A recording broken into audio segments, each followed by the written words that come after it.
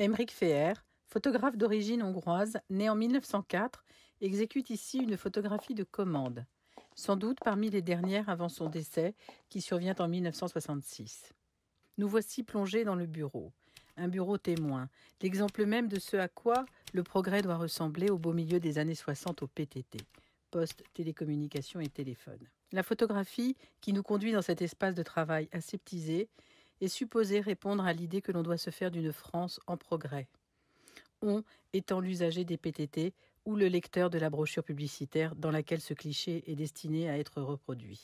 À cette époque, et comme la plupart de ses confrères photographes, Emeric Feher témoigne avec tendresse et humanisme du passage entre l'artisanat et la bureautique, entre la main et la machine.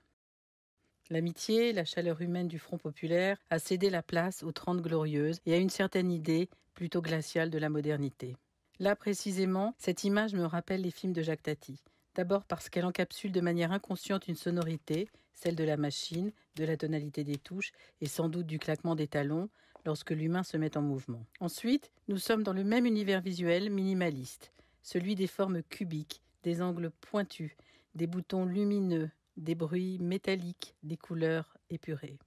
L'homme et la femme répondant à tous les stéréotypes de la modernité. En 1967, Tati réalisera Playtime, qui raconte avec la même humanité cette mutation. Le troisième personnage, sans doute le plus important, ne serait-il pas la machine enregistreur, ancêtre de l'ordinateur ? Sa présence imposante avec ses grosses bobines semble asservir l'homme et la femme qu'elle cerne totalement. Feher, plus habitué à photographier les rondeurs des corps, les mains des ouvriers actionnant des rouages dans des usines ou sur des chantiers, demeure au soir de sa vie un humaniste sage, qui obéit à la commande d'une image idéale, mais ne s'y reconnaît plus. Il est difficile de ne pas saisir dans cette image son pressentiment de notre monde contemporain et la mise en garde contre tout asservissement à l'ordinateur, au numérique qui progressivement dilue la meilleure part de l'humain, l'altruisme, l'amitié, l'empathie.